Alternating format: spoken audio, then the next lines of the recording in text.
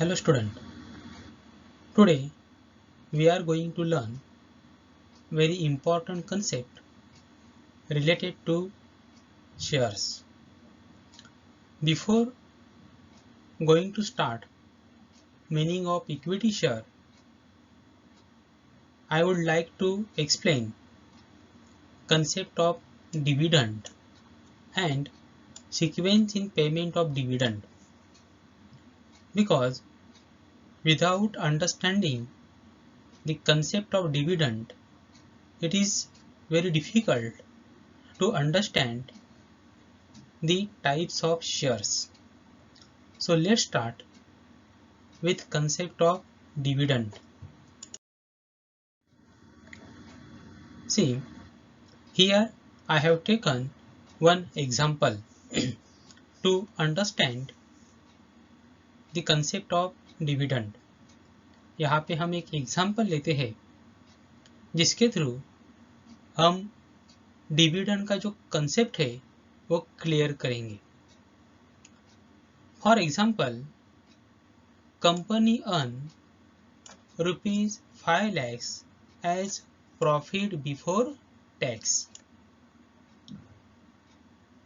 मतलब कंपनी को 5 lakhs rupees profit हुआ है and this profit is called as profit before tax. म्हणजे अजून गव्हर्नमेंटला आपण टॅक्स पेड केलेला नाही. Company paid tax worth ₹1 lakhs to government. As we have earned income of ₹5 lakhs, we need to pay tax to the government on that income, and accordingly we have paid ₹1 lakh as the tax to the government. यहाँ पे हम लोगों ने government को 1 लाख रुपया tax paid किया. So profit after tax will be ₹4 lakhs. म्हणजे आपल्याकडे आता profit after tax, that is profit remaining after making payment of tax ₹4 lakhs is available. म्हणजे आपल्याकडे आता ₹4 lakhs अवेलेबल आहेत. That is called as profit after tax. Out of this 4 lakhs, company keep aside ₹80,000 for future need. Okay, so 4 lakhs company को total profit हुआ, that is called as profit after tax. उसमें से company ने keep aside मतलब बाजू में निकाल के रखना 80,000 फ्यूचर में पैसा लग सकता है, इसके लिए कंपनी ने बाजू में निकाल के रखा. उसी पैसे को कहा जाता है रिटेन अर्निंग. रिटेन का मतलब संभाल के रखना, अर्निंग का मतलब होता है इनकम. तो जो इनकम हम प्रॉफिट में से बाजू में निकाल के रखते हैं उसे कहा जाता है retain earning. So out of 4 lakhs, 80,000 kept as a retain earning. So remaining amount is 3,20,000. म्हणजे आपल्याकडे आता बाकी किती राहिले? 3,20,000. These 3,20,000 will be distributed among shareholder as a income on investment in shares. आता शेअर होल्डरनी काय केलंय? आपल्या कंपनीचे शेअर परचेस केले, म्हणजे त्यांनी आपल्या कंपनीमध्ये पैसा काय केलेला आहे? इन्व्हेस्ट केलेला आहे. So they want something in return. मग त्यांना काहीतरी रिटर्न मध्ये पाहिजे. उगाच कोणी इन्व्हेस्टमेंट करणार आहे का? नाही. So we will distribute ₹3,20,000 among shareholder and that amount is called as a dividend. So इस 4 लाख में से 80,000 बाजू में निकाला, उसे बोला जाएगा रिटेन अर्निंग, कंपनी ने अपने पास रखा. और 3,20,000 शेयर होल्डर्स में डिस्ट्रीब्यूट किए और उस अमाउंट को ही कहा जाता है dividend. It is income to share holder on investment in shares. Okay, तो डिविडेंड का डेफिनेशन क्या बनता है? Dividend a part of profit which is distributed among the shareholders. मतलब प्रॉफिट का ऐसा हिस्सा, देखो डिविडेंड किसका हिस्सा है, प्रॉफिट का. 4 लाख का, 4 लाख क्या है आपके, प्रॉफिट. म्हणजे डिव्हिडंड हा कोणाचा हिस्सा असतो, प्रॉफिटचा. प्रॉफिटचा असा भाग जो शेअर होल्डर मध्ये डिस्ट्रीब्यूट केला जातो त्याला म्हटलं जातं dividend. And part which is not distributed, a part of profit which is not distributed among the shareholder called as a retained earning.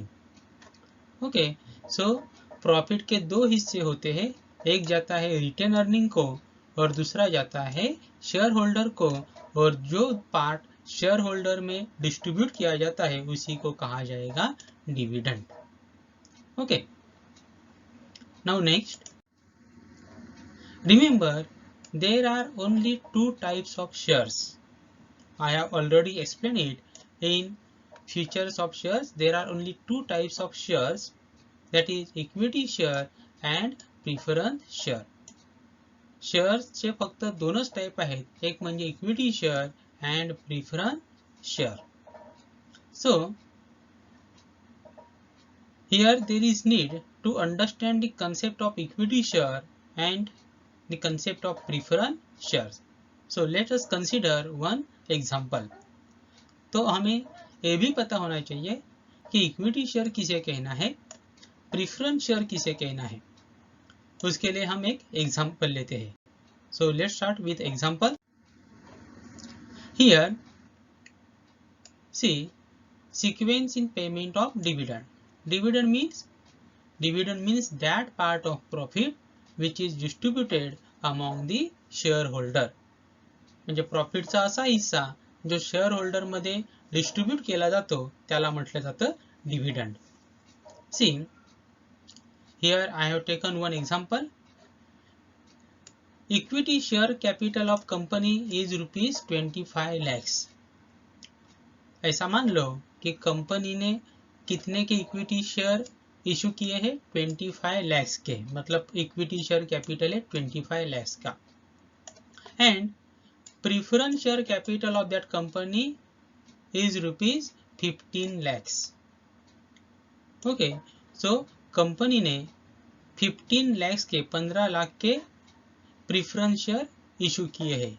And what is given, 10%. This 10% indicate rate of dividend on preference shares. यहाँ पे याद रखना है कि rate of dividend on preference share is always fixed. वो fix रहता है. 10% यहाँ पे बोला है, मतलब हर साल उनको 10% हमें डिविडेंड देना पड़ेगा.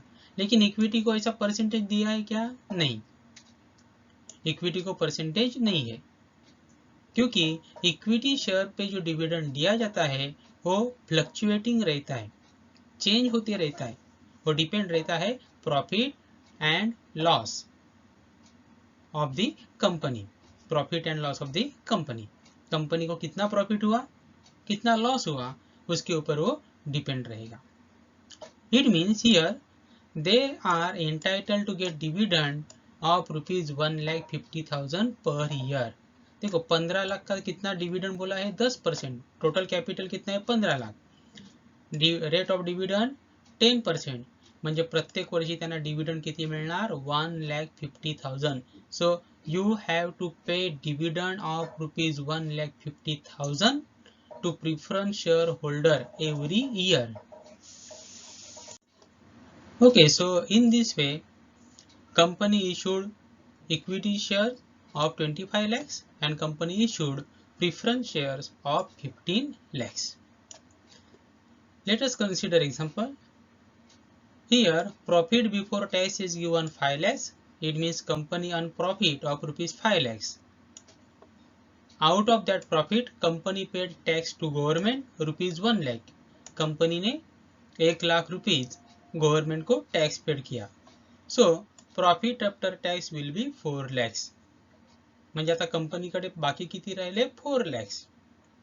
Out of this 4 lakhs, company kept 80,000 as a retained earning. Company kept 80,000 as a retained earning.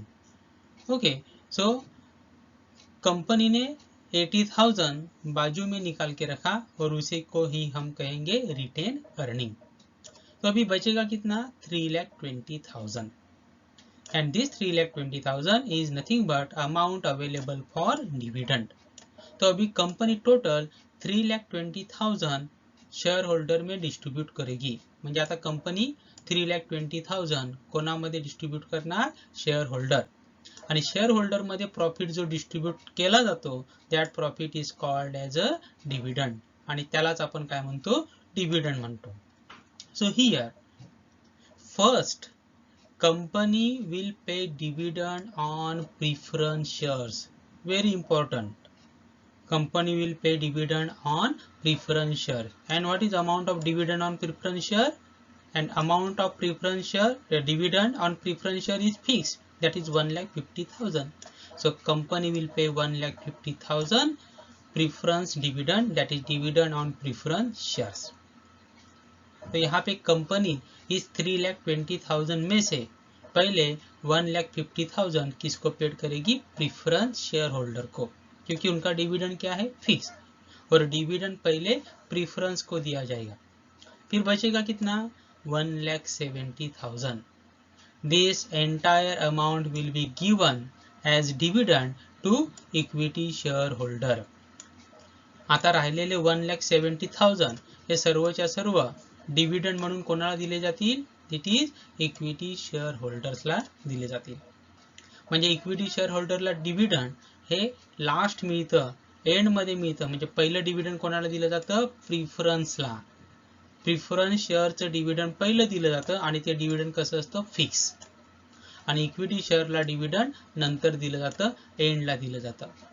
Okay, so in this way you have to remember that dividend on preference share is given first, and thereafter if any amount remaining, dividend will be given to equity shareholder। See the next example, again I have taken same example, that is equity share capital of 25 lakhs, preference share capital of 15 lakhs। same example is here, only difference is that here profit before tax is taken 3 lakhs, profit before tax is taken 3 lakhs। आता आपण या ठिकाणी profit before tax किती समजलेला आहे, 3 lakhs। कंपनीला profit झाला 3 lakhs। Out of this 3 lakh company will pay tax of ₹1 lakh। Company ने tax paid किया 1 lakh, so profit after tax will be 2 lakhs।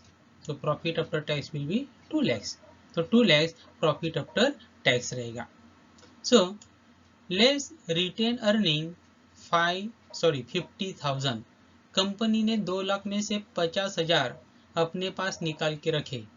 कंपनीने काय केलं, 2 लाख आपल्याकडे बाकी होते profit after tax, 50,000 retain earning म्हणून बाजूला काढून ठेवले। so amount available for dividend will be 1,50,000। आता डिव्हिडंड साठी अमाउंट किती अवेलेबल राहिली, 1,50,000।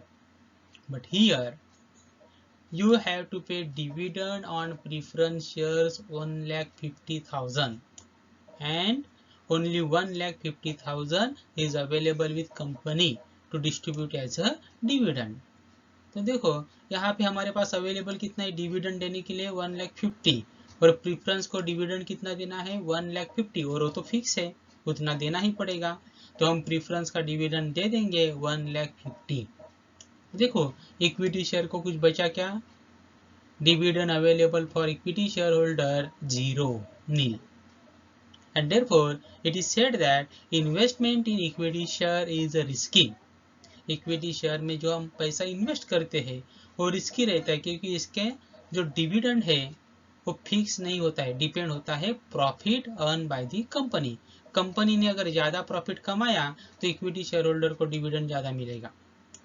कंपनी ने प्रॉफिट कम कमाया तो इनको डिविडेंड भी क्या मिलेगा, कम। और कंपनी को सफिशिएंट प्रॉफिट हुआ ही नहीं, लॉस हुआ, इनको डिविडेंड मिलेगा नहीं। हमें यहाँ पे याद रखना है कि इक्विटी का डिविडेंड क्या दिया जाता है, सबसे एंड में दिया जाता है। सब पेमेंट होने के बाद पैसा बचा तो किसको दिया जाएगा? इक्विटी शेयर होल्डर को दिया जाएगा। तो यहाँ पे याद रखना है, डिविडेंड देते समय पहला प्रायोरिटी मतलब पहला प्रीफरेंस किसको दिया जाएगा? प्रीफरेंस शेयर होल्डर को। और सेकंड प्रायोरिटी मतलब एंड में किसको दिया जाएगा? इक्विटी शेयर होल्डर्स को।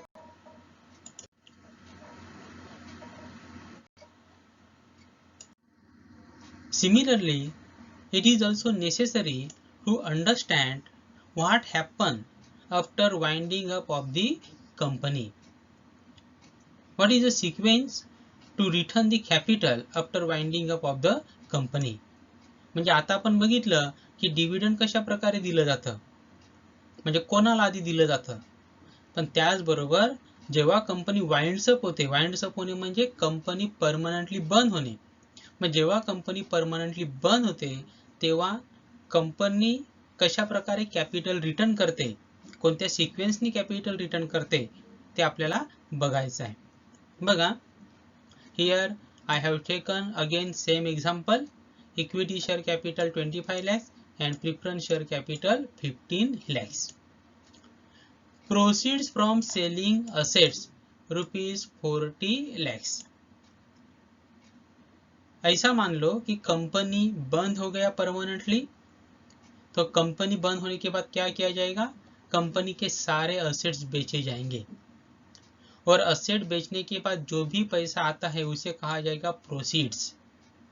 Proceed means amount received after selling all assets in the market. सारे असेट बेच दिए, उसमें से जो भी पैसा आया उसे बोला जाएगा प्रोसीड्स. तो हमें कितना पैसा मिला? 40 lakhs. कंपनी के सारे असेट बेच दिए, land, building, machinery, furniture, whatever, all asset have been sold in market. अभी असेट बेचने के बाद क्या किया जाएगा? First, payment of outsiders liability.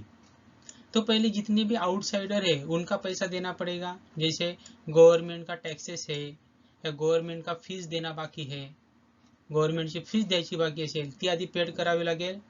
Bank loan you have to return. If debentures, if you have raise capital by issuing debenture, म्हणजे debenture issue करून जर तुम्ही कॅपिटल घेतलं असेल तर त्यांचे पैसे तुम्हाला परत करावे लागतील. क्रेडिटर्स एटसेट्रा, क्रेडिटरचे जर पैसे असतील तर तेही परत करावे लागतील. तो आपको इन सबका पैसा देना पड़ेगा. गवर्नमेंट का टैक्सेस है, बैंक लोन है, डिबेंचर होल्डर का पैसा है, क्रेडिटर का पैसा है, वो सब आपको पहले देना पड़ेगा. तो आप लोगों ने 20 lakhs उनको दे दिए. ओके, तो आपके पास बचेगा कितना?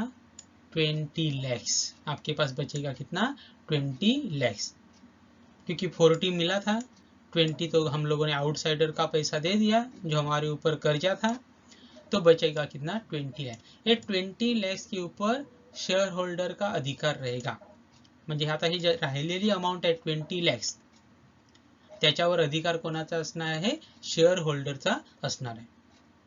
But out of this 20 lakhs, first company will return capital on preference shares.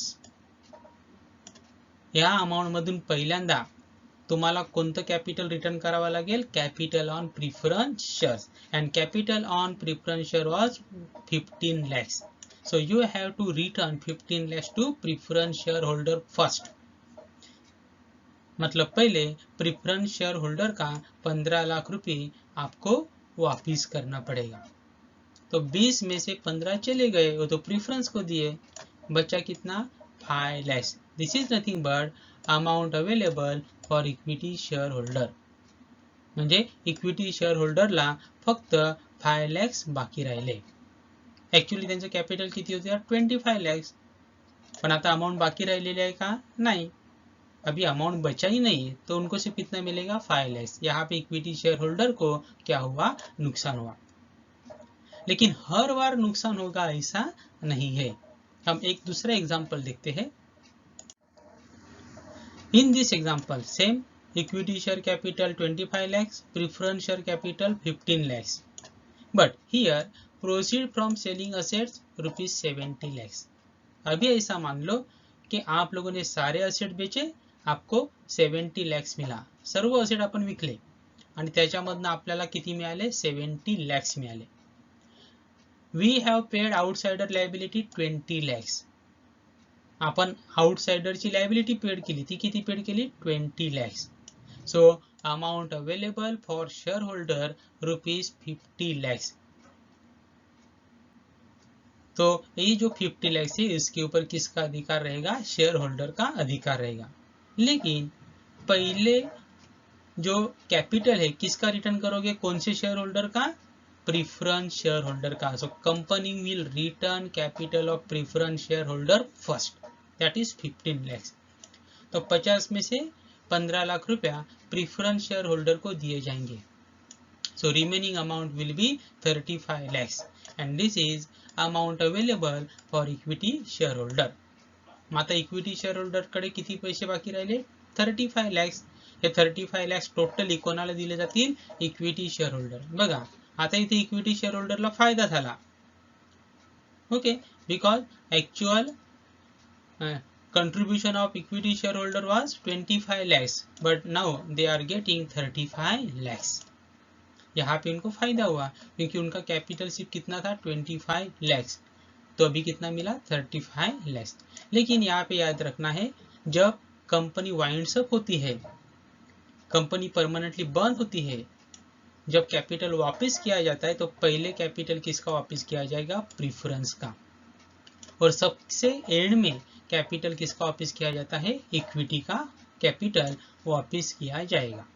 Okay, so in this way company return capital on windings up of the company. म्हणजे कंपनी जेव्हा बंद पडते, परमनंटली बंद पडते कंपनी, अशा प्रकारे कॅपिटल काय करते, रिटर्न करते. Okay, so here on this basis